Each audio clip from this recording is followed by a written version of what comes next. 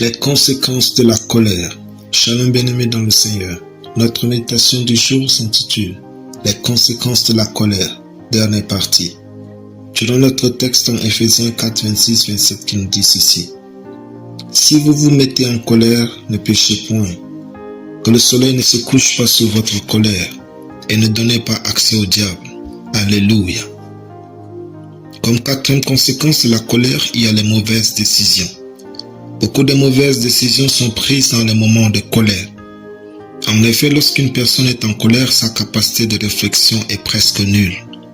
Il lui devient alors impossible de prendre des décisions cohérentes et judicieuses. Prenons l'exemple de Nombre 20 où Dieu dit à Moïse de parler au rocher pour faire jaillir de l'eau.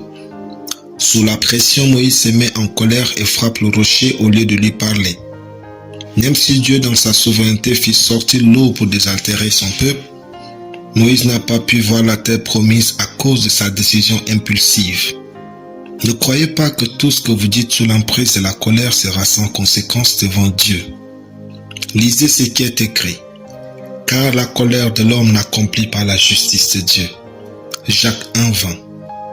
Il y aura toujours d'un côté votre colère et de l'autre la justice de Dieu qui ne dépend pas de vos émotions. Vous pouvez avoir de bonnes raisons de vous mettre en colère.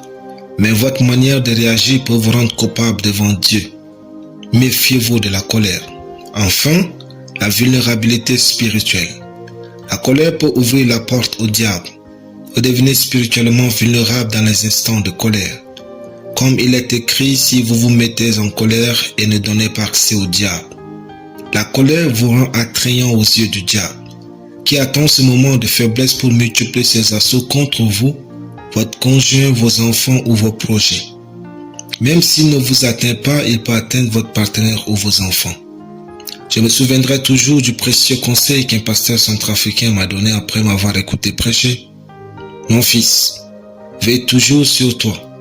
Ils ne réussiront à te prendre que dans la colère. Il m'a raconté comment les assauts des agents du diable avaient échoué parce qu'ils n'avaient pas réussi à le piéger avec la colère, qui l'aurait poussé à l'irréparable. N'oubliez pas, il n'y a ni bravoure ni gloire à être quelqu'un de colère. Il est impératif d'apprendre à gérer et de ne jamais l'apprécier. Détestez être en colère. Alléluia. Prions. Merci Père pour l'opportunité d'apprendre et de comprendre la question de la colère au nom de Jésus. Amen. La lecture biblique en une année, Luc 5 à Luc 8. Soyez bénis, c'était le pain du ciel.